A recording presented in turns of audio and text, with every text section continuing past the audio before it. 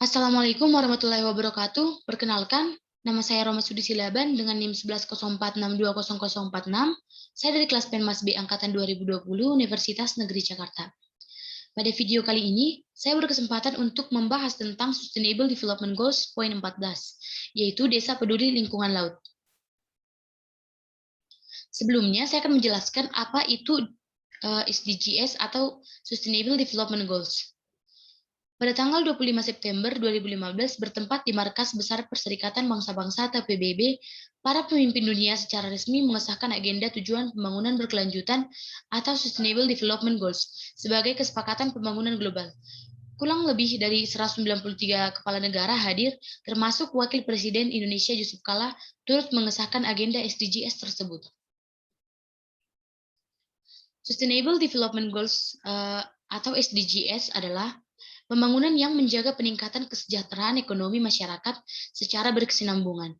Pembangunan yang menjaga berkelanjutan kehidupan sosial masyarakat. Pembangunan yang berkualitas lingkungan hidup serta pembangunan yang menjamin keadilan dan terlaksananya tata kelola yang mampu menjaga peningkatan kualitas hidup dari suatu generasi ke generasi berikutnya. SDGs merupakan komitmen global dan nasional dalam upaya untuk mensejahterakan masyarakat mencakup 17 tujuan, yaitu yang pertama, menghapuskan kemiskinan, yang kedua, menghapuskan kelaparan, yang ketiga, kehidupan sehat dan sejahtera, 4, pendidikan berkualitas, 5, kesejahteraan gender, 6, air bersih dan sanitasi layak, 7. Energi bersih dan terjangkau, 8. Pekerjaan layak dan pertumbuhan ekonomi, 9. Industri, inovasi, dan infrastruktur, 10. Berkurangnya kesenjangan, 11. Kota dan pemukiman yang berkelanjutan, 12. Konsumsi dan produksi yang bertanggung jawab, 13. Penanganan perubahan iklim, 14. Ekosistem laut, 15. Ekosistem daratan, 16. Perdamaian, keadilan, dan kelembagaan yang tangguh, dan yang terakhir ialah kemitraan untuk mencapai tujuan. Selanjutnya, saya akan membahas tentang Sustainable Development Goals poin 14, yaitu Desa Peduli Lingkungan Laut. SDGs 14, Desa Peduli Lingkungan Laut, memiliki tujuan untuk melestarikan dan memanfaatkan secara berkelanjutan sumber daya kelautan dan samudera untuk pembangunan berkelanjutan. Di sini saya juga akan membahas tentang isu strategi dan permasalahan umum yang menjadi kendala utama dalam mewujudkan kegiatan sumber daya kelautan yang berkelanjutan di Indonesia. Isu atau permasalahan utama yang pertama ialah pengelolaan perikanan.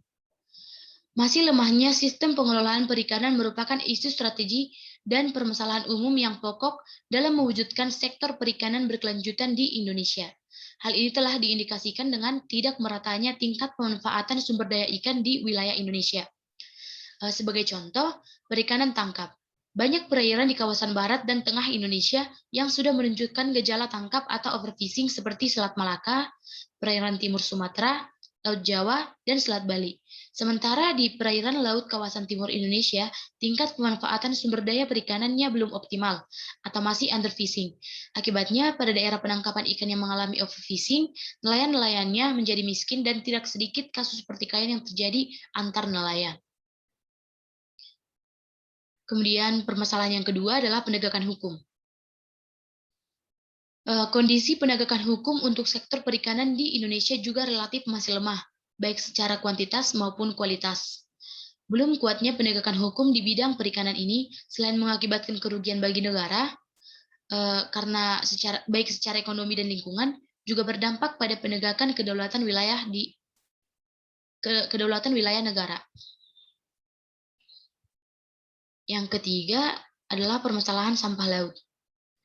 Ketidakpedulian masyarakat akan kebersihan lingkungan laut menyebabkan kerusakan ekosistem laut yang cukup parah. Masyarakat dengan semena-mena membuang sampah mereka ke arah laut, di mana hal tersebut akan membunuh banyak makhluk hidup di lautan tersebut dan pastinya akan mengganggu ekosistem lautan. Kemudian, saya juga akan menjelaskan tentang target dan solusi atas permasalahan. Yang pertama, target yang pertama, pada tahun 2025, mencegah dan secara signifikan mengurangi segala jenis polusi ke lautan, terutama dari aktivitas daratan, termasuk serpihan sisa barang laut dan polusi bahkan makanan. Target yang kedua, pada tahun 2020 secara berkelanjutan mengelola dan melindungi ekosistem laut dan pesisir untuk menghindari dampak buruk yang signifikan, termasuk dengan memperkuat daya tahannya dan melakukan aksi restorasi agar dapat mencapai kelautan yang sehat dan produktif. Target yang ketiga pada tahun 2020 secara efektif meregulasi panen dan pengambilan ikan secara berlebihan, pemancingan ilegal, juga praktik-praktik pemancingan yang destruktif, serta mengimplementasikan perencanaan manajemen berbasis ilmiah.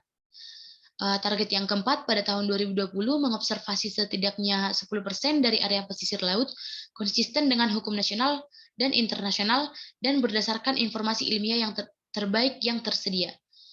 Target yang kelima pada tahun 2020 melarang bentuk tertentu dari subsidi perikanan yang berkontribusi terhadap kapasitas berlebih dan pengambilan ikan yang berlebihan, menghilangkan subsidi yang berkontribusi terhadap penangkapan ikan yang ilegal.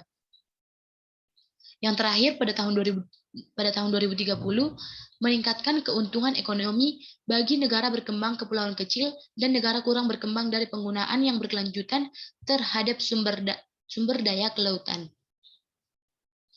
Solusi yang dapat diberikan yang pertama, meminimalisir dan mengatasi dampak dari berbahayanya keasaman laut, termasuk memperbanyak kerjasama ilmiah pada setiap level.